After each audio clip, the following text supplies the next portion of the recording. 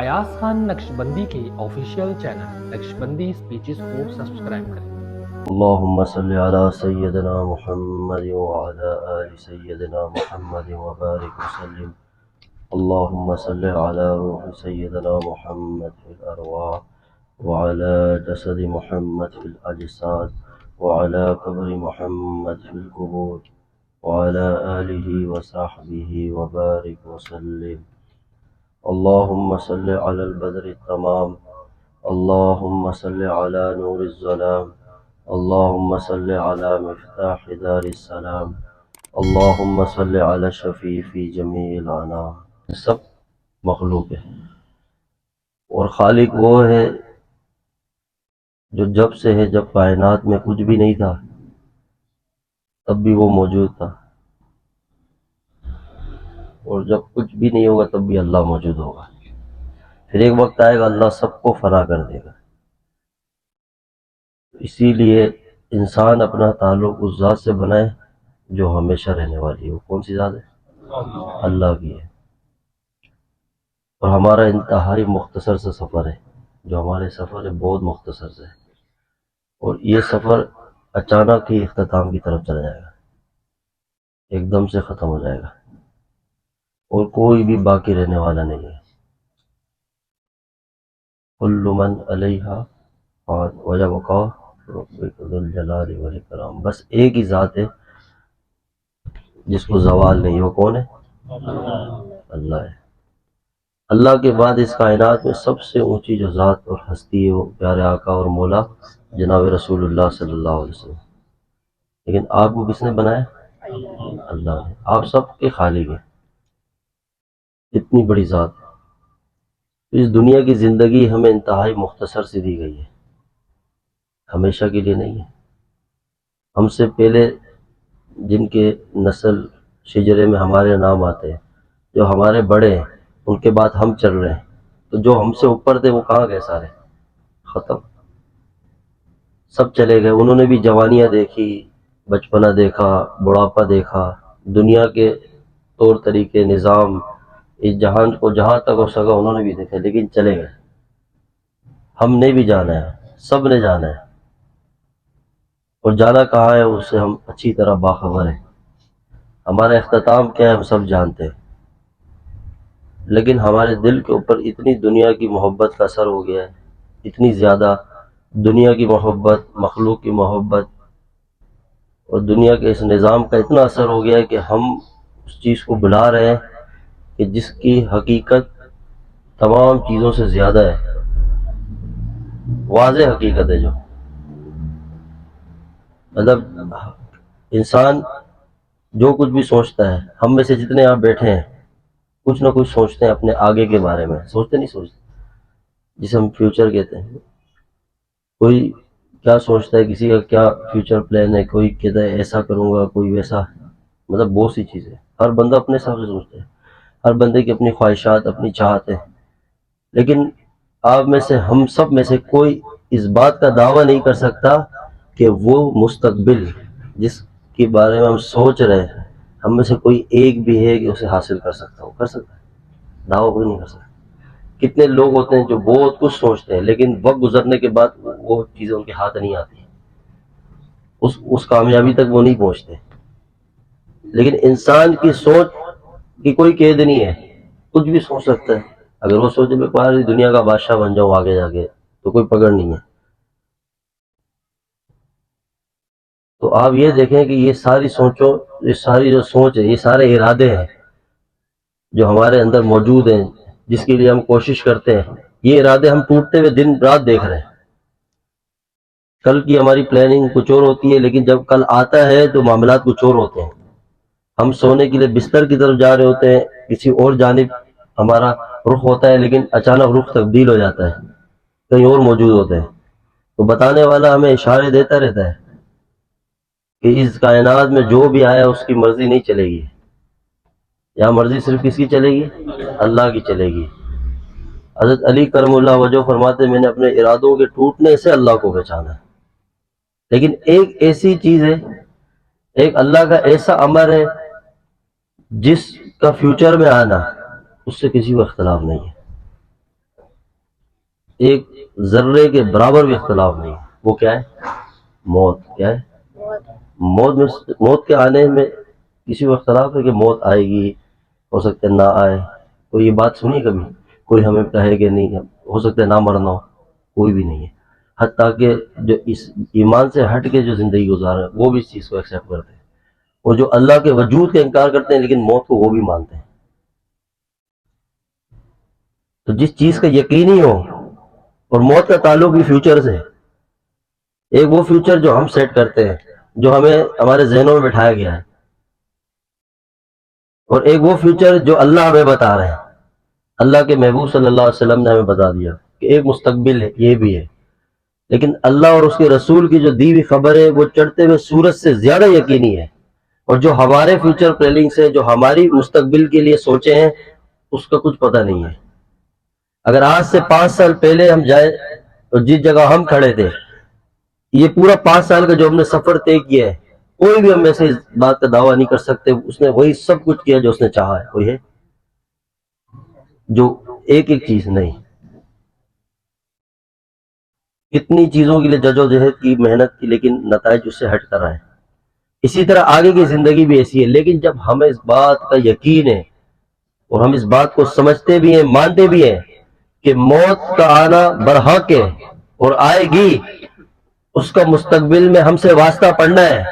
وہ چاہے مستقبل 100 سال بعد آئے، 50 سال بعد آئے، 10 سال بعد آئے، 5 سال بعد آئے، 5 دن بعد آئے، 5 منٹ بعد آئے، 5 سیکنڈ بعد آئے، آئے گی. یا ایک لمحے بعد آئے، موت آئے گی. تو جس کا ہونا یقینی ہے اس سے غافل ہے، اور جن چیزوں کو ہونے کا کچھ پتہ نہیں ہے اور جن چیزوں کا مقصد سے کوئی تعلق نہیں ہے، اس چیز کے پیچھے سب بھاگ رہے ہیں. اب غور کریں زندگی میں. ہم کہتے ہیں نا ہم بہت سمجھدار ہیں، ہمیں بڑی عقل حاصل ہے، ہم اپنی عقل کے اوپر بڑا مان کرتے ہیں، فخر کرتے ہیں اپنی سمجھداری کے. ہمیں کہتے ہیں فلاں نے ہماری تعریف کی، آپ بڑے سینسیئر ہیں، بہت سمجھدار ہیں، آپ کی کیا قابلیت ہے، آپ اتنی اچھی پوزیشن سے پاس ہوئے، آپ اتنے بڑے ڈگری ہولڈر ہے، آپ نے اتنی بڑی کامیابی حاصل کر لی، آپ کا بزنس اتنا اوپر چلا گیا. ساری کائنات کے سردار ہمارے آقا اور مولا جناب رسول اللہ صلی اللہ علیہ وسلم کی ذات اقدس، جن کے صدقے رب نے ساری کائنات کو وجود عطا فرمایا ہے.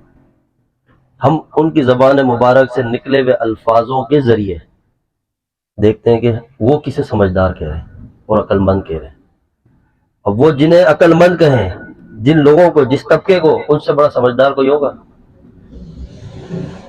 نہیں ہوگا. کیونکہ عقل مند ہونے کا معیار اور عقل مند ہونے کا جو پیمانہ ہے ہم نے اپنے حساب سے بنا ہوا ہے. ہم کہتے ہیں جس نے 4 پیسے زیادہ کمائے بہت عقل مند ہے، اس نے تھوڑا سا یہ حاصل کر لیا بہت، یہ ہم نے بنایا. لیکن علم فراست کا جو سمندر ہے کہ اللہ کے بعد کائنات میں سب سے زیادہ علم جن کے پاس ہے، سب سے بڑے معلم اعظم ہے، سب سے بڑے کائنات کے اندر رہبر، رہنما اور علم کا سمندر، سارے علوم حضور کے قدموں میں رب نے ڈال دیے، اور ساری کائنات کو علم ان کے قدموں کے صدقے اللہ نے عطا کیا ہے. سمجھے کہ ان کے علم کا قطرہ تقسیم ہو رہا ہے، ان کے سینے کے نور سے ایک ذرہ بھی نہیں کہہ سکتے جس کی برکت سے سب کو مقام و درجات ملتے ہیں. وہ ذات کہ آپ کو رب نے وہ مقام عطا فرمایا. تو جو رب سے گفتگو کرتے ہوں، جن پہ اللہ کی طرف سے براہ راست پیغامات آتے ہیں، جو اللہ کے محبوب ہیں، جو تمام نبیوں کے سردار ہیں. کائنات میں انسانیت میں سب سے اونچا منصب انبیاء کا ہوتا ہے، رسولوں کا ہوتا ہے. ان کے بھی جو سردار ہوں تو پھر ان کی بات کتنی اتھینٹک ہوگی، کتنی مضبوط ہوگی کہ جس پہ شک ایک لمحے کے لیے بھی نہیں کیا جا سکتا. یہ ان کی بات ہے. تو آپ صلی اللہ علیہ وسلم کے ارشاد مبارک ہے جس کا مفہوم ہے، آپ فرماتے ہیں کہ عقل مند وہ ہے جو موت سے پہلے موت کی تیاری کر لے. کون ہے جو موت سے پہلے موت کی تیاری کر لے؟ کیوں کہا؟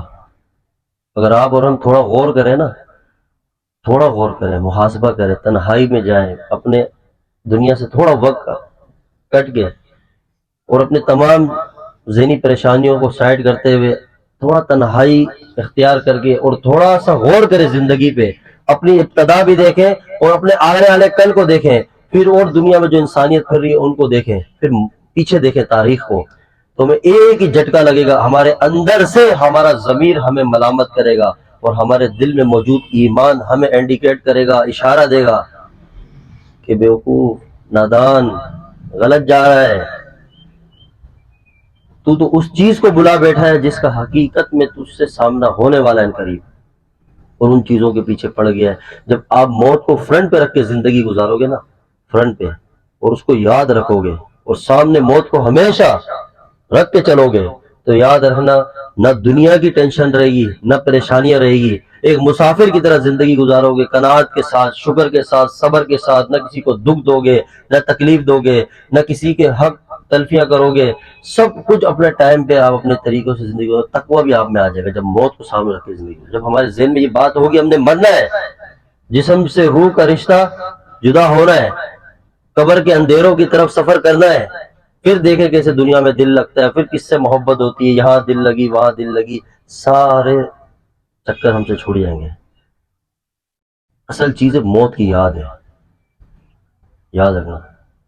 دو چیزوں کی طرف اشارہ کر کے نبی علیہ الصلوۃ والسلام نے امت کو میسج دیا کہ دو کہ جس سے ہم تباہ ہوں گے، ایک موت کو بھول جائیں گے، دوسرا دنیا کی محبت دل میں آ جائے گی، اور دنیا کی محبت ہی موت کو بھولنے کی وجہ سے آتی ہے۔ صحابہ اکرام رضوان اللہ تعالیٰ علیہ اجمعین تو کائنات میں تمام انسانیت سب سے اونچے منصب والے لوگ ہیں انبیاء کے بعد، آپ سے بڑا کائنات میں کوئی بھی نہیں، کیونکہ انہوں نے رسول اللہ صلی اللہ علیہ وسلم کو ایمان کے ساتھ دیکھا ہے، ایمان کی حالت میں ان کے چہرے مبارک کا دیدار کیا، ان کی صحبت پائی ہے۔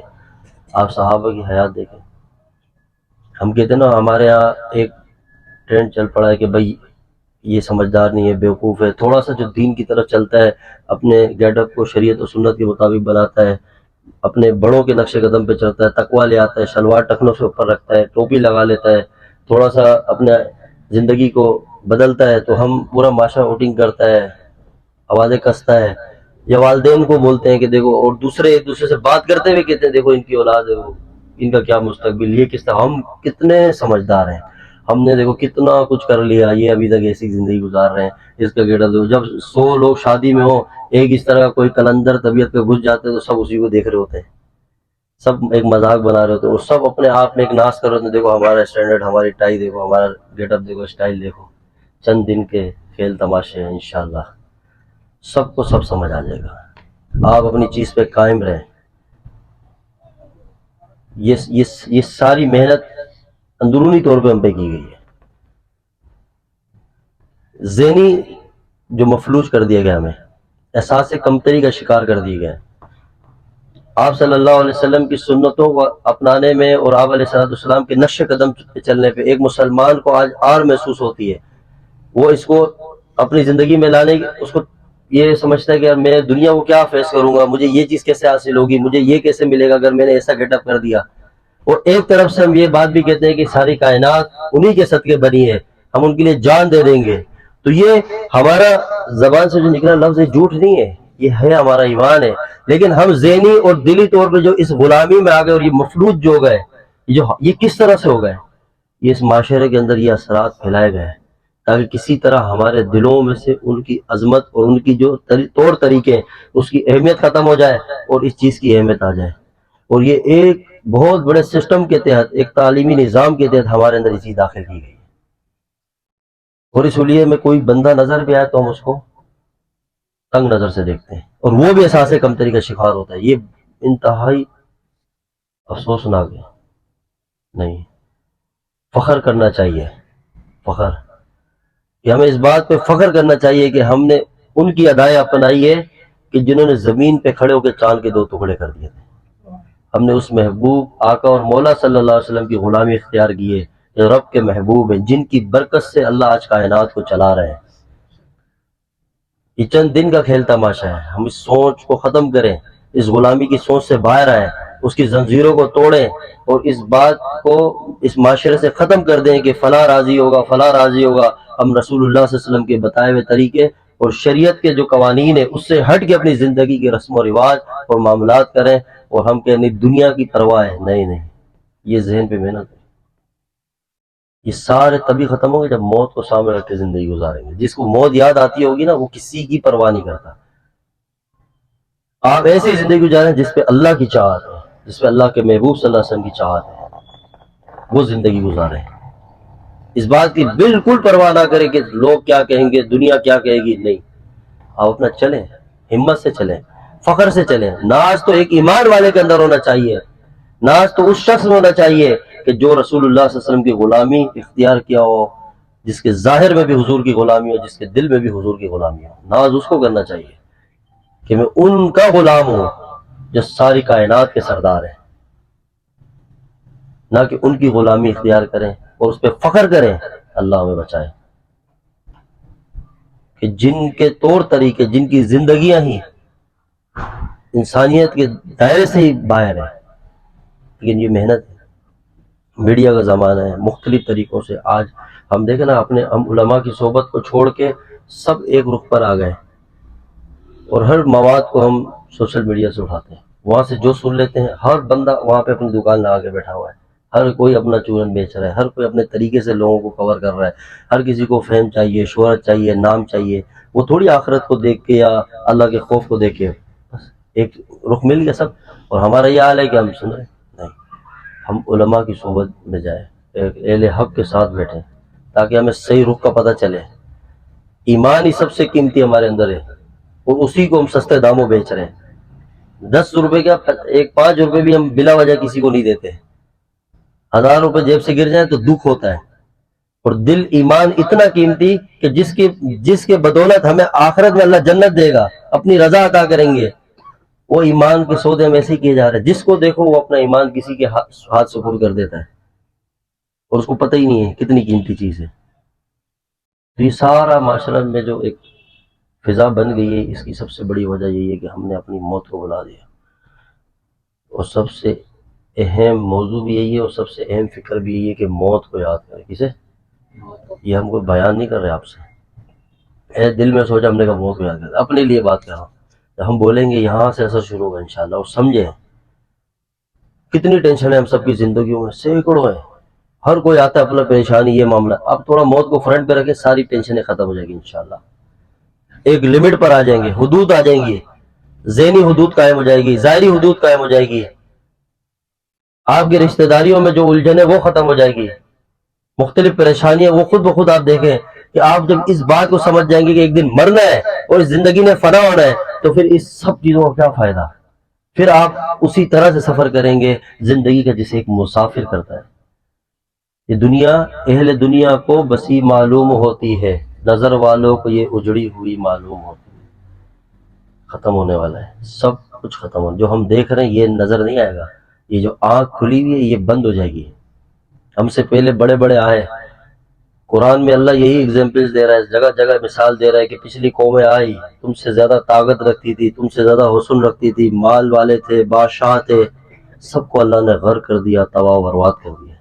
تم کس چیز کی طرف بھاگ رہے ہو؟ اور جنہوں نے اللہ کو منایا, اللہ کی مانی, وہ ظاہری نقشوں کے لحاظ سے کمزور کیوں نہ تھے, لیکن آج بھی دنیا میں ان کا نام موجود ہے. اللہ ان سے راضی ہو گیا ہے, خوش ہے. تو ایسی زندگی بنائیں, اپنے دل پہ محنت کریں, دنیا سے بے رغبتی اختیار کریں, دنیا کے جو تقاضے ہیں, جو ہم پہ حقوق ہیں, اس کو ادا کریں, محنت کریں. دنیا پہ رہیں ایسے جیسے کشتی پانی پر ہوتی ہے, چل رہی ہوتی ہے, اور اگر پانی کشتی میں آ جائے تو کیا ہوگا, ڈوب جائے گی, ختم. ایسے دنیا میں زندگی گزاریں کہ اس دنیا کی محبت کے اثر سے, یہاں کی ظاہری آسائشوں سے, یہاں کے سسٹم سے اپنے آپ کو محفوظ رکھیں. اور ایک مسافر کے اندر یہی چیز ہوتی ہے کہ اگر آپ کہیں ٹریول کریں کسی جانب, اور آپ کی منزل جیسے یہاں سے آپ اسلام آباد جا رہے ہو یا گلگت کی طرف جا رہے ہو, تو ایک سفر جب آپ نے اپنے ذہن میں سیٹ کر لیا کہ میری منزل اور میرا جو مقصد وہ وہاں پہنچنا ہے, کہاں پہ, گلگت میں, کیونکہ آخری جگہ وہی ہے, اس سب سے لانگ سفر ہے. اب آپ دیکھیں جب آپ کو یہ ذہن سیٹ ہوگا نا, تو آپ کا جو سفر ہوگا اس میں جو آپ کی کیفیات ہوگی, جو آپ کی تھنکنگ ہوگی, وہ بالکل سفر والی ہوگی. آپ کا توشہ سفر کے مطابق ہوگا. آپ کے بار بار ذہن اور دماغ میں ایک ہی بات ہوگی کہ میں نے منزل پہنچنا ہے. ایسا کہیں ممکن نہیں ہے کہ آپ سفر کرتے کرتے گاڑی سے اتر گئے، ٹرین سے اتر گئے، کسی اسٹیشن میں ٹرین ملتان میں رکی، آپ اتر کے بولے بھائی مجھے ملتان اچھا لگنے لگ گیا، نہیں ہوگا. آپ واپسی اپنے سفر کی طرف گامزن ہو جائیں گے، روانہ ہو جائیں گے، چل پڑیں گے. لیکن آپ کا فوکس کہاں ہوگا؟ منزل کی طرف، کہ میں نے وہاں پہنچنا ہے. وہاں کیوں؟ کیونکہ میں نے اس جگہ سفر کرنا ہے، وہی میری منزل ہے، وہاں میری لیے آسائشیں بھی ہیں، خوبصورتی سارا کچھ موجود ہے. آپ اسی طرح سے مائنڈ سیٹ کر کے سفر پہ چل رہے ہوں گے، اور راستے کے اندر کسی طرح کی پریشانی آئے گی، آپ اس کو ایڈجسٹ کر لو گے، صرف ایک بات کو ذہن میں رکھتے ہوئے، کیا؟ کہ میرا سفر میری منزل کی طرف ہے. یہ عارضی پریشانی، اگر وہاں کھانا طبیعت کے مطابق نہیں ملے گا تو اس سوچ کی وجہ سے کہ میں منزل پہنچ کے سکون سے کھاؤں گا، سکون سے لباس پہنوں گا، اگر آرام میں دخل ہو جائے یا آرام صحیح سے نہ ہو تو آپ اس بات کو ذہن میں بٹھا دو، اپنے آپ کو خود سمجھاؤ گے، خود موٹیویٹ کرتے رہو گے بیچ بیچ میں، کیا؟ کہ بھئی میں نے منزل پہنچ کے سکون سے آرام کرنا ہے. بس 3 دن کا تو سفر ہے. تو جب مسافر اپنی زندگی کو اس طرح سے بنا لیتا ہے کہ وہ سفر کو سفر سمجھ کے چلتا ہے، تو یہ جو ہماری دنیا کی زندگی ہے سفر ہے نہیں ہے، سفر ہی ہے نا. کہ دنیا سے قبر، قبر سے پھر ہمارا ایک سفر ہے حشر، روز محشر میں کھڑا ہونا ہے، آگے جنت ہماری منزل اور مقصد ہے، اور جنت کے اندر اللہ کا دیدار کرنا، یہ ہماری آخری منزل ہے. اور وہاں اللہ تعالیٰ اعلان کریں گے اہل جنت کو، جو آخری اعلان جس کی وجہ سے سارے تڑپتے ایمان والے، کہ اللہ فرمائیں گے کہ میں تم سے ہمیشہ ہمیشہ کے لیے راضی ہو گیا. ہم نے یہ بات اللہ سے سنی، یہ اعلان سنا ہے. جب یہ ہمارا ذہن سیٹ ہوگا، اور جو موت سے پہلے کا فیوچر ہے وہ ذہن سے ہم جب ختم کریں گے اور آگے تک فیوچر کو خود بڑھا دیں گے کہ نہیں موت بھی ہے، موت کے بعد یہ معاملات بھی ہیں، قبر ہے، وہاں سوال و جواب ہے، ایک زندگی ہے طویل، پھر اس کے بعد روز محشر ہے، حشر کے دن جب عدل قائم ہوگا، حساب و کتاب، وہاں یہ معاملات ہیں، پھر اللہ تعالیٰ فیصلے کریں گے، آگے جنت ہے، جہنم ہے. جب اس طرح سے ذہن سیٹ ہوگا تو پھر آپ دیکھنا ہماری خواہشات خود بخود ہمارے اندر سے نکل جائیں گی، پھر ہم ایک ضرورت مند مسافر کی طرح سفر کر رہے ہوں گے. صحیح ہے تو صحیح ہے. لطف سجن دم بدم، کہرے سجن گاہ گاہ، یہ بھی سجن واہ واہ، وہ بھی سجن واہ. ایک پریشانی آئی تب صبر کیا، کیونکہ ذہن میں ایک ہی بات ہے، مسافر منزل ہے. اللہ پاک نے ہمیں دکھا دیا آگے تیرے لیے جنت رکھی ہے، میں تجھ سے مذاق کروں گا جنت میں، اس سے بڑی کیا بات ہے. اللہ میں اپنا دیدار کراؤں گا، اپنے ہاتھ سے شراب پلاؤں گا، جنت میں دودھ کی نہر، شہد کی نہر، محلات، ایسی زندگی آگے ہے کہ نہ وہاں بیماری ہے، نہ وہاں کوئی پریشانی ہے، نہ کوئی ڈپریشن ہے، نہ کسی طرح کی کوئی ٹینشن نہیں ہے. اور کتنی زندگی ہے؟ نہ ختم ہونے والی، کہ اللہ تعالیٰ ہمیشہ ہمیشہ کے لیے ابدی حیات عطا کر دیں گے. تو سوچو کتنی خوبصورت منزل ہے ہماری آگے، کتنا خوبصورت اللہ نے آگے ہمارے لیے سیٹ اپ رکھا ہے. جب مسلمان جن کا اللہ سے ایگریمنٹ ہوا ہوا ہے، اللہ تعالیٰ کے ساتھ معاہدہ ہوا ہوا ہے، وہ جب اس معاہدے کے ایگریمنٹ کے باوجود اپنی سوچ سے اپنی ہی زندگی کو خود محدود کر لیں اور دنیا میں موت سے پہلے ہی اپنے فیوچر کو سیٹ کر کے بیٹھے ہوں، پھر کیا کرنا ہے؟ یہ کرنا ہے، یہ کرنا ہے، یہ گھر، یہ گاڑیاں، یہ دنیا، یہ پیسہ، یہ دولت، آگے کی سوچ ہی نہ ہو. اور میں نے آپ کو بتایا نا جتنا ہم سوچ رہے ہیں، یہ سوچ ہمیں ملے نہ ملے اس کا کچھ پتہ نہیں ہے. اور یہ سوچ بھی معاشرے میں ہمیں مل رہی ہے، ایک دوسرے کی صحبت سے، سنگت سے آپ باہر جائیں تو ہر بندے کی بات یہی ہوگی، دنیا ہی دنیا. پھر ہم احساس کمتری کا شکار ہوتے ہیں، پھر ہم جد و جہد کرتے ہیں، ایک ہی وقت میں 10 کاموں میں ہاتھ ڈال دیتے ہیں، نتیجے ہی نہیں آ رہے. سونے پہ ہاتھ ڈالو خاک بن جاتا ہے. تو کہیں نہ کوئی تو ہے مسٹیک جو ہم کر رہے ہیں، کہیں نہ کہیں ہم ٹکرا رہے ہیں کسی سے. اور ٹکر بھی کس سے لے رہے ہیں؟ بے شک ہمارے لفظوں سے نہیں ہے، ہم قصدن نہیں کر رہے، جان بوجھ کے نہیں کر رہے، لیکن ہمارا لائف اسٹائل بتا رہا ہے کہ ہم کسی سے ٹکر لے رہے ہیں. اور جس سے ہم ٹکر لے رہے ہیں ساری کائنات کے خزانے اسی کے ہاتھ میں. یاد رکھنا اس کو ایک ہی چیز پسند ہے، وہ عاجزی، ان کے ساری جھک جانا، سرنڈر کر دو اللہ کے آگے. یہ ساری چیزیں وہ سارے خزانوں کا مالک ہے. ہم اپنے آپ کو روکیں. اب لوگ جب سے ہم اس سسٹم میں بیٹھے ہیں، جتنی بھی دنیا اب تک ہم سے آئی واسطہ پڑا جن سے، سب بولے پریشان ہیں، ٹینشن، جو پریشانی جب سنیں اور وہ ان سب کا حل کہاں تلاش کرتے ہیں؟ کچھ دم کر دو، کچھ تعویذ دے دو. ایک بات آپ کو بتا دو، میں نے پچھلے ہفتے بھی عرض کی نا کہ یہ ایک الگ چیز ہے. اگر آپ دوا کھائیں اسے کھانے کا کام پورا نہیں ہونا ہے، کھانا الگ چیز ہے، دوا الگ چیز ہے. بات سمجھ رہے ہیں؟ ہم نے خود یہ مائنڈ سیٹ کیا ہوا ہے کہ پریشانی آئے گی کوئی حضرت صاحب کے پاس جائیں گے، انہوں نے ایک دم مارنا ہے. نہیں، سب سے پہلے اپنے پہ وہ دم کریں اور وہ تعویذ پہنے جو اللہ نے ہمیں دیے ہیں. وہ اللہ کے حکم ہے اور رسول اللہ صلی اللہ علیہ وسلم کی غلامی ہے. اس کو کرنے کے بعد پھر آپ دیکھیں زندگی میں، پھر تو آپ کے اوپر کسی نے کچھ کرانے کی ضرورت نہیں ہے، شیطان ویسے ہی کھلم کھلا مسلط ہو جائے گا، اس کے وساوس شروع ہو جائیں گے۔ جب انسان اللہ سے دور ہوتا ہے تو ہر چیز کا اثر اس پہ شروع ہو جاتا ہے، پھر پریشان، ڈپریشن، بے چینی، تو یہ جب اثرات آئیں گے اور روح اندر سے مردہ ہو جائے گی، جب روح کی بیماریاں شروع ہو جائے گی، حسد، بغض، تکبر، کینہ، جب یہ مرض ہمارے اندر داخل ہوں گے تو پھر ہماری فزیکلی طور پہ بھی حالت خراب ہوگی، پھر جسمانی طور پہ بھی ڈیمیج ہونا شروع ہو جائیں گے، پھر دل نہیں لگا رہا ہوگا، بوس ہوگا، بیٹھے ہوئے سست ہوئے، کام کا دل نہیں کر رہا، یہ پریشانی ہو، یہ تبھی ہوتا ہے جب آپ کی روح میں طاقت آ جائے گی نا، اللہ سے نسبت اور تعلق قائم ہو جائے گا، جب اللہ کی یاد اور ذکر سے جڑ جائیں گے تو روح کی طاقت ایسی ہے اور روح کی پرواز ایسی ہے کہ آپ کے جسم کو لے کے اڑے گی انشاءاللہ۔ ایسے سے اللہ والے ہم نے دیکھے ہیں کہ جو فزیکلی طور پہ مکمل ختم ہے، میڈیکل سائنس کہتی ہے کہ ان کے اندر کوئی چیز صحیح سلامت نہیں ہے، لیکن ماشاءاللہ ان کے چہروں کو دیکھ کے بندہ حیران ہو، ان کے چہروں میں وہ بشاشت اور وہ تر و تازگی نظر آتی تھی کہ دنیا کے بادشاہوں کے چہرے بھی کیا ہوں گے، کیونکہ اللہ سے نسبت اور دوستی قائم ہو جائے نا تو سارے معاملات آسان ہو جاتے ہیں۔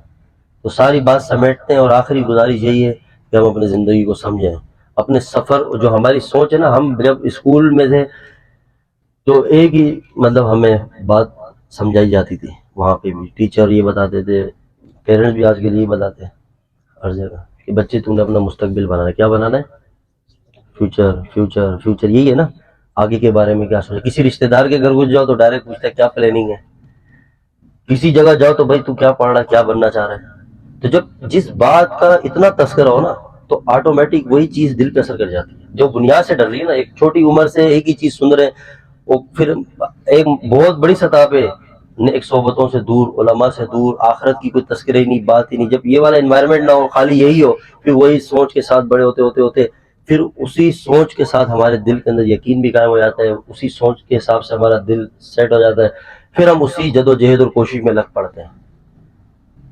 پھر کبھی کوئی کہیں کسی کلندر سے ٹکر ہو جائے، کسی فقیروں سے، اللہ والوں سے، تو پھر آپ کو ہلکا سا لنک دیتے ہیں، پھر بندے کو سمجھ آتی ہے کہ یار میں تو کہیں غلط ہی جا رہا تھا۔ ایسے لوگ بھی ملے ہمیں کہ جن کی عمر 60، 75، 70 سال تک اور رو رہے ہوتے ہیں، ہم خود ملے، ان کی اولادیں بھی اچھی پوزیشن میں، سب وہ کہتے تھے ہم نے جو چاہا کرا، دنیا کے دنیا حساب سے جیسے جیسے چاہتے تھے کرنے کی کوشش کی، آج سب کچھ ہے، لیکن یہ میں پیغام اب سمجھ آیا کہ مرنا تو ہے، پہلے نہیں سمجھ آیا۔ کوئی بچہ انجینئر ہے، کوئی ڈاکٹر ہے، کوئی کس پوزیشن، نہ وہ اب ہماری طرف توجہ دیتے ہیں اولاد، وہ اپنی دنیا میں مست ہو گئے اپنی، اور ہم نے اتنی زندگی گزار دی، اور وہ رو رہے ہوتے ہیں آنسو، وہ کس بات پہ کہ اب بات سمجھ آئی کہ اصل تو زندگی مرنے کے بعد شروع ہونے والی ہے۔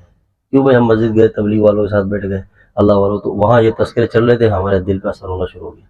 اب دل کی ایک حسرت، کاش اللہ جوانی واپس لوٹا دے۔ آ سکتی ہے؟ نہیں آ سکتی۔ وقت واپس آ سکتا ہے؟ نہیں آ سکتا۔ وقت کی قدر کرے۔ میں ساری پریشانیوں کا آپ کو حل ایک ساتھ بتا رہا ہوں کہ آپ سب سے پہلے اپنے ذہن کو سیٹ کریں اور اپنے فیوچر کو وہ بنائیں جو فیوچر اللہ ہمیں بتا رہا ہے، اللہ کے محبوب صلی اللہ علیہ وسلم جو فیوچر ہمیں بتا رہے ہیں اس فیوچر کو سمجھیں۔ جب اس فیوچر کو سامنے رکھیں گے، اپنے مستقبل کو ایک بالکل ترتیب سے اسٹیپ بائی اسٹیپ، آپ دیکھنا آدھی سے زیادہ ٹینشن ختم، پھر دو طرح کے آپ کے رخ بن جائیں گے، آٹومیٹک بنیں گے۔ ظاہر بات ہے جب آپ کے سامنے ڈبل فیوچر آ جائے گا، ایک تو وہ فیوچر جو آج تک سوچ رہے تھے، ایک وہ فیوچر جو اب سمجھ آیا۔ جب آخرت والا فیوچر سمجھ آئے گا، وہ قبر والا اور مرنے کے بعد والا، تو دو طرح کے ہم زندگی کے اندر معاملات لیں گے، ایک مقصد حیات اور ایک ضرورت حیات، خود بخود دونوں لائنیں بدل جائیں گی۔ تو ضرورت کو ضرورت پہ رکھ کے اور جتنی زندگی ہے ضرورت والی وہاں تک محدود کر دیں گے، اور مقصد ہمارا ٹاسک کہاں تک ہے؟ اللہ کے دیدار تک، تو پھر مقصد بھی ساتھ ٹچ ہو جائے گا۔ تو مقصد والی چیزیں کیا ہیں؟ اللہ کے حکموں پہ چلنا، گناہوں سے بچنا، نافرمانی سے بچنا، رسول اللہ صلی اللہ علیہ وسلم کے فرما برداری، طریقے، جو شریعت کے جتنے بھی احکامات ہیں، جب یہ زندگی میں آنے لگ جائیں گے اور ضرورت کو ضرورت پر قائم کر دیں گے، تو ہم نے جب مسافر ہی ہیں، ضرورت ہے ہمارے بعد ہم مر جائیں، کوئی پیچھے بھوکا مرتا ہے؟ کبھی نہیں مرتا ہے، لیکن ہم آگے 7 نسلوں کا سوچ رہے ہوتے ہیں، اور 7 نسلوں کے ایمان کی فکر نہیں کرتے، لیکن ان کی دنیا کی پوری فکر کرتے ہیں۔ سب دماغ خراب ہوا ہوا، ہمارے کسی کے جانے کا کوئی بھوکا نہیں مرتا۔ کیا ہم خود اپنے آپ کو پال رہے ہیں؟ اللہ ہے، وہ بادشاہ ہے۔ جب آپ کی زندگی میں مقصد ٹچ ہو جائے گا نا تو اللہ تعالیٰ کیا خبر دیتے ہیں کہ میں تیری ضرورت کو ایسی جگہ سے پوری کروں گا کہ تیرا وہم و گمان بھی نہیں جائے گا. یاد رکھ، کیونکہ سارے خزانوں کی چابی اور کنجیاں کس کے پاس ہیں؟ ساری کائنات کا رب کون ہے؟ وہ بادشاہ ہے. آپ بتاؤ، اللہ سے تعلق کے بعد زندگی سنورے گی یا بگڑے گی؟ اب تک کی زندگی اللہ سے جدائی کے ساتھ ہی گزار رہے ہیں نا، گزار رہے ہیں. اور اللہ سے ٹکر لے کے کوئی خوش رہ سکتا ہے؟ تو پھر حل سامنے واضح ہے. صرف سمجھانے والا کوئی ہو، موٹیویٹ کرنے والا ہو آپ کو، ہمیں کہ بھائی ادھر ادھر کے چکر مت کاٹو. جس کام جو بھوک غذا سے مٹنی ہے وہ دوا سے نہیں مٹے گی. بات سمجھ آ رہی ہے؟ تو اللہ کے سامنے جھک جاؤ. یہ دل، اس کا تعلق اعلیٰ علیین، آسمانوں سے، عالم ارواح سے یہ روح ہمارے اندر آئی ہیں. آسمانی چیزیں ہیں، اللہ کا امر ہے ہمارے اندر. اس کی غذائیں بھی آسمانوں سے اترتی ہے. یہ ایسے ہی کہ پنجرے کے اندر قید ہے. جس سے ایک پنجرہ ہے، اس کے اندر ایک پرندے کو آپ قید کر دیں پنجرے میں، اس کو خوراک دینا چھوڑ دیں، وہ کیا ہوگا؟ تڑپ جائے گا، سکڑ جائے گا، مر جائے گا، مردار ہو جائے گا. ہماری روحوں کا یہ حال ہے. جب روح کو آپ سکون میں رکھیں گے، وہ بے چین ہوگی، تو پھر وہ ہمیں نہیں چھوڑے گی. پھر بے چینیاں، ڈپریشن آٹومیٹک ہے. آپ آج ہم توبہ کریں، اللہ سے معافی مانگے، اور کہ اللہ جو زندگی گزر گئی، آج کے بعد زندگی تیری نافرمانی میں نہیں کرے گی. یہ توبہ کر کے دیکھیں، اور پھر زندگی کا رخ بدلیں اور یو ٹرن ماریں، اور جتنی سوچیں سب ختم کریں، اور فخر کریں، ناز کریں کہ ہم رسول اللہ صلی اللہ علیہ وسلم کی غلامی میں فخر کرتے ہیں، کہ ہمیں ان کا غلام بننا ہے جو ساری کائنات کے آقا اور مولا ہے، سردار ہیں، سرکار ہیں. پھر آپ دیکھیں انشاءاللہ ایسا سکون، ایسا لطف. پھر اندر کے منظر کچھ اور ہے، وہ بیان نہیں ہو سکتے. عام ہوتا نا، عام. میں آپ کے سامنے 1000 بار بھی عام عام کرتا رہوں گا، منہ میٹھا ہوگا کسی کا، پھر پانی آئے گا لیکن میٹھا نہیں ہوگا. منہ کے اندر جو مٹھاس کب آئے گی؟ آم کو کھانے سے. شریعت کا، اللہ کے حکموں کا، اللہ کے غلامی کا، نبی علیہ السلام کے عشق و محبت کا تذکرہ ہو سکتا ہے، لیکن اس کا جو لطف ہے، اس کا جو مزہ ہے، اس کی جو چاشنی ہے، جو اس سے روح کے اندر ایک بیداری پیدا ہوتی ہے، جو روح میں ایک لطف آتا ہے، خدا کی قسم اگر ہمیں اس کا ہلکا سا بھی ایک چھیٹے بھی پڑ جائے نا، ہم پوری کائنات کو ٹھوکروں سے مار دیں. صحابہ کے اندر موجود تھی، تبھی تو کیسر و کسریٰ کے محلات، بادشاہوں کے محلات فتح کر گئے. ایک صحابی کو دیکھا، وہ تاج، بادشاہ کا جو تاج نہیں ہوتا، وہ زمین پہ گھسیٹتے ہوئے لے کر آ رہا. ان کے کنگن، ان کی سونے زیورات صحابہ کے قدموں میں پڑی تھی، لیکن ان کی طرف نظر اٹھا کے نہیں دیکھی، کیونکہ جن کے دل میں حضور کے عشق کی، محبت کی لذت موجود ہو. اور خدا اللہ ہمیں یہ لذت دے. اللہ کی محبت کی لذت ایسی ہم اس کا تصور بھی نہیں کر سکتے. ہم تو اس سے بھی بہت دور دور تک بھی. وجہ یہی ہے کہ جب ہم اللہ والوں کی صحبت کو چھوڑیں گے، جن صحبتوں سے چیز ملتی ہے، پھر دیکھیں بعض لوگ کہتے ہیں ہم اعمال کر رہے ہیں، ایک وقت سے چل رہے ہیں، ایک زمانے سے چل رہے ہیں، لیکن فائدے حاصل نہیں ہو رہے، کوئی روح کے اندر بیداری نہیں ہے، کوئی دل میں سکون نہیں ہے، وہ کیفیت. تو اس کی سب سے بڑی وجہ یہ ہے کہ دوا کے ساتھ پرہیز بھی ضروری ہے. سمجھے؟ ہاں، آپ جب دوا کھائیں، پرہیز کریں گے، تب آپ کو شفا ملے گی. ایک عالم دین تھے، وہ کئی سفر پہ جا رہے تھے. ان سے جب کسی نے بات کی تو انہوں نے ایک ایگزامپل دی، مثال کہ بھائی ایک گاڑی ہے، اس میں اے سی چل رہا اور 2 شیشے کھول دیں، تو پھر کیا ہوگا؟ گاڑی میں کولنگ ہوگی، ٹھنڈک، کیونکہ اس کے شیشے کھلے ہوئے. اس طرح سے وہ ٹھنڈی نہیں ہوگی. تو ہمارا بھی کہیں نہ کہیں اے سی اس لیے خراب ہے کہ کوئی نہ کوئی بدعمالی کی وجہ سے لیکیج ہو رہی ہے، کہ ہم ذکر کر رہے ہیں، مراقبہ کر رہے ہیں، درود پڑھ رہے ہیں، ساتھ ساتھ کہیں بد نظری، کہیں غیبت. اچھا، غیبت کو، حسد کو، ان کو تو گناہ میں ایڈ ہی نہیں کرتے ہم لوگ. مطلب یہ ہم سمجھتے ہیں یہ تو ایک دیندار بھی ایسا آج کل ماشاءاللہ فل گیٹ اپ کے ساتھ بھی، اسی انوائرمنٹ والے لوگ بھی اس کو ایسے سمجھ رہے ہیں جیسے ایک بہت عظیم شان عمل ہے. اور غیبت فل ٹکا کے، اور سب سے بڑا، زنا سے بڑا گناہ غیبت ہے. اب وہ ہمیں بولے زنا کر رہا ہوں، کہ اللہ معاف کرے، زانی، 4 قدم پیچھے ہو جاتے ہیں، بائیکاٹ. زنا کر رہے ہیں، اور ساری کائنات کے سردار خبر دے رہے، اس گناہ سے بڑا گناہ غیبت کا کرنا ہے. لیکن غیبت آپ غور کریں نا، اور غیبت ایک صاف ستھرا سمجھنے کے بعد کہ کسی مسلمان کے پیچھے اس کا کوئی عیب بیان کرنا یا اس کا تذکرہ کرنا، یہ غیبت ہے، تاکہ سامنے والے کے دل میں اس کی نفرت آئے، اس کے لیے برائی آئے. یہ غیبت ہے. اب بتائیں کہ کسے ملوث ہے اس میں؟ اتنی کھڑکیاں ہم نے کھولی ہوئی، اور یہاں ذکر کرے الا اللہ الا اللہ الا اللہ، ایسے آ رہا ہے اور ایسے ایک طرف سے جا رہا ہے. اور اس سے بھی خطرناک ایک اور بیماری، وہ ہے حسد. کیا ہے؟ کسی کے پاس کوئی نعمت دیکھا اور یہ کہا کہ اس سے نعمت چلی جائے، بس یہ اس کے پاس رہے نہ، اور جلن ہو، حسد ہو، حدیث پاک کا مفہوم میں نبی علیہ السلام فرماتے ہیں کہ یہ اعمال کو ایسے ضائع کر دیتے ہیں، خشک لکڑی آگ کو جلا دیتی ہے۔ تو یہ تو فرمان ہی انہیں کے جن کے فرمان سچے ہیں، سچے، شک بھی نہیں جس پہ، ایسا مرض حسد۔ آپ خود بتائیں، اب ایک حسد کی سائیڈ ایفیکٹ چیک کریں کہ اعمال ضائع، غیبت سے نیکیاں ٹرانسفر، جس کی کر رہے ہیں وہاں نیکیاں جا رہی ہیں۔ اگر آپ اتنے صالح ہیں نہیں کہ آپ میں اتنی نیکی، تو اس کے گناہ آپ کے سر آ رہے ہیں۔ اب آپ بتاؤ، بیڑا تو غرق ہو گیا نا۔ تو ایک زبردست قدم لینا پڑے گا، ایک ساتھ مجاہدانہ والا۔ مجاہدہ ایسے کہتے ہیں نا، اللہ فرماتے ہیں نا قرآن میں، تم میرے راہ میں مجاہدہ کرو، کوشش کرو، بڑھو تو راستے کھول دوں گا تمہارے۔ وہ یہی مجاہدہ ہے۔ ایک اسٹیپ لو آپ کہ غیبت نہیں کریں گے، حسد نہیں کریں گے، کسی کا بغض دل میں نہیں رکھیں گے، کسی سے نفرت اپنی ذات کے لیے کبھی نہیں کریں گے۔ الحب للہ والبغض للہ، اللہ ہی کے لیے محبت ہے، اللہ کے لیے نفرت ہے۔ آپ ہم اپنی زندگی کا محاسبہ کریں تو ہمارا پورا زندگی کا رخ ہی بدلا ہوا ہے۔ محبتیں بھی اپنے نفس کے لیے، غلامی، نفرتیں بھی اپنے نفس کے لیے، تو کہاں سے سکون آئے گا؟ پھر آپ کروڑوں سال بھی پیرانے پیر شیخ عبد القادر جیلانی رحمۃ اللہ علیہ، اتنے بڑے ولیوں کے ساتھ ان کی صحبت میں جائے اور اسی طرز پہ چلے نا، آپ کو وہاں بھی فائدہ نہیں ہونا ہے۔ صحابہ کی آپ ماضی دیکھیں نا، جب حضور پہ ایمان نہیں لاتے کیسی زندگیاں تھیں، آپس میں دشمنیاں، آپس میں کھوپڑیوں میں شرابیں پیتے تھے اس ٹائم کے لوگ اتنی، لیکن جب انہوں نے آپ وسلم کی غلامی کی اور یہی امراض اپنے اندر سے ختم کی، حضور کی صحبت میں رہ کے اور محنت کی، ایک دوسرے کے لیے قربانیاں دینے لگے، احسار پیدا ہوا، پھر وقت آیا تو اللہ تعالیٰ قرآن میں ان کی ایمان کی اور ان کے زندگی اور ان کی باطنی کیفیت کی مثالیں اللہ قرآن میں دے رہے ہیں کہ یہ آپس میں ایسے ہیں جیسے شیر و شکر، نرم ایک دوسرے کے لیے، اور کفار کے معاملے میں شدت اختیار کرنے والے، ان کی مثالیں، اور ہم بالکل الٹ ہیں۔ تو یہ چھوٹی چھوٹی چیزیں ہم نے سمجھنی ہے زندگی میں، تو اس لیے اپنی موت کو یاد رکھیں، اپنی آخرت کو یاد رکھیں، اللہ سے توبہ کریں۔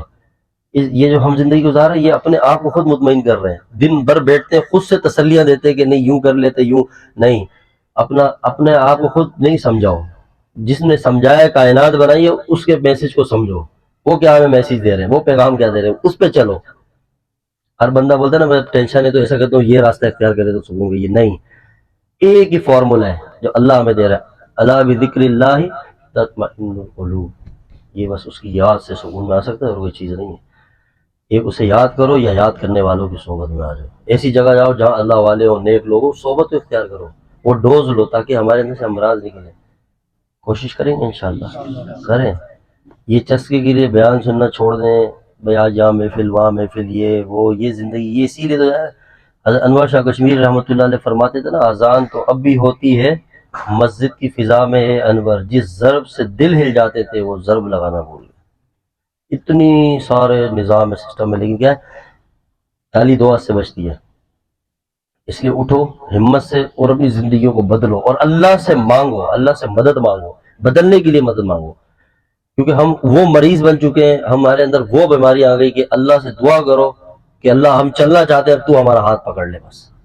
انشاءاللہ اللہ اللہ ہے، وہ تو چاہتا ہے ہم اس کے بن جائیں، پھر دیکھیں اس کی رحمت کیسے ہمارا ساتھ دیتی ہے۔ انشاءاللہ وہ تھام لے گا اپنی رحمت میں، اور اٹھ پڑیں گے۔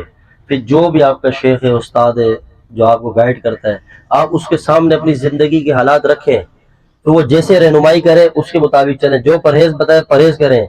اگر ان دو باتوں کے بعد، یاد رکھنا تصوف کا اصول ہے کہ شیخ کے ساتھ تعلق کے بعد اگر آپ اس کی بتائی ہوئی دوا استعمال کر رہے ہیں اور پرہیز کر رہے ہیں، فائدہ نہیں ہوتا تو شیخ بدل دو اس وقت، پھر چینج، پھر یہاں آپ کی مناسبت نہیں ہے۔ لیکن اگر آپ خود ہی نہیں چل رہے اور صدیاں گزار دے، سالوں گزار دے، اور آپ بولے نہیں، ڈاکٹر نے دوا لکھ دی، پرہیز بتایا، 20 دن بعد گئے کہ شفا نہیں، ڈاکٹر پوچھے دوا کھائی؟ نہیں۔ پرہیز کیا؟ نہیں۔ پھر وہ کیا کرے گا ڈاکٹر اس کے ساتھ؟ انجیکشن ہی لگائے گا آخر میں اس کو، وہ بھی ایک ہی جگہ پہ، سمجھ آ رہی ہے؟ اس لیے کوشش کریں کہ اب اس سوچ سے آیا کریں۔ میں یہ بڑا درد سے کہہ رہا ہوں، خواتین سے بھی، اپنے آپس میں بھی، اور دیکھو ہمیں بھی فائدہ ہو، جو حضرات آتے ہیں ہمارے، کہ اس سے آئے کہ ہم نے اپنے آپ کو بدلنا ہے۔ دن کے دن گزر جاتے ہیں، ہفتوں مہینوں، دور دور تک ایسا کوئی ہمیں مسافر نہیں ملا کہ جو یہ والی ٹینشن کے ساتھ آئے۔ کوئی دور سے فون کرے بولا ایک نظر کر دیں، یہ کون سی نظریں کریں؟